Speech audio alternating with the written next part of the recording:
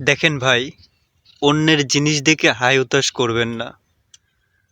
অমুকে বড় চাকরি পেয়েছে, আপনি হতাশ হয়েন না। অমুকে এইটা করছে, আপনি হতাশ হয়েন না। কারণ কি জানেন? আপনার জন্য আল্লাহ তাআলা হয়তো অন্য কিছু পরিকল্পনা করে রেখেছেন। অন্যের জিনিস দেখে যখন আপনি নিজের মধ্যে খারাপ লাগা তৈরি করবেন, তখন আপনি ভেঙে পড়বেন।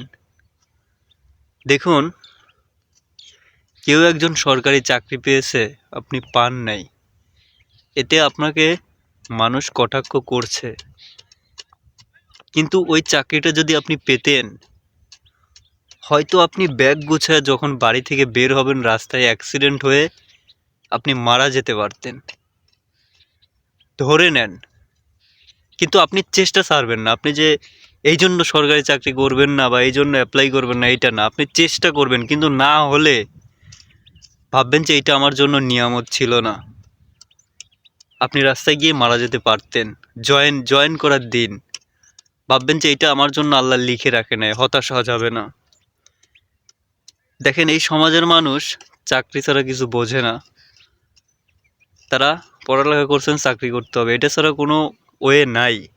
কিন্তু দেখেন, আমার নবী রাসূলরা ছাগল চড়ায় খাইছে।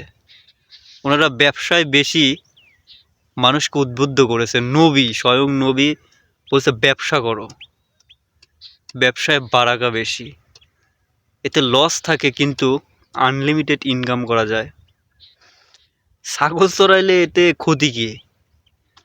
সমাজ খারাপ চোখে দেখবে, কিন্তু সমাজ আপনি 3 দিন না খেয়ে থাকলে আইসা ভাত দিবে না। আপনি অসুস্থ হন, আপনাকে দেখতে পর্যন্ত যাবে না।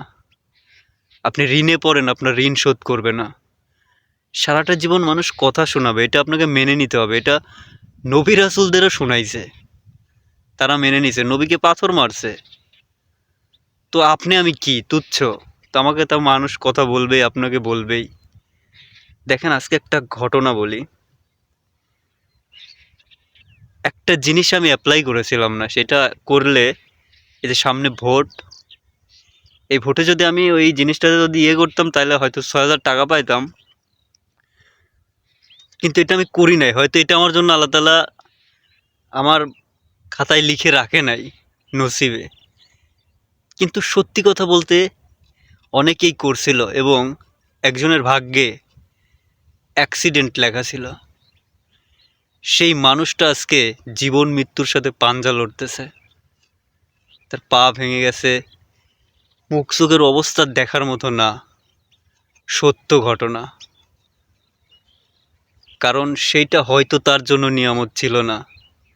এরকম হাজারো ঘটনা আছে, যারা সরকারি চাকরি পেয়ে নিজেকে অহংকারী মনে করে, খুব খুব এই সেই মনে করে। আসলে বিষয়টা হলো, সৎ পথে আপনি 1 টাকা ইনকাম করলেও ওইটাতেও শান্তি। নিজেকে সুখী মনে করুন, তাইলেই সুখী। আসসালামু আলাইকুম।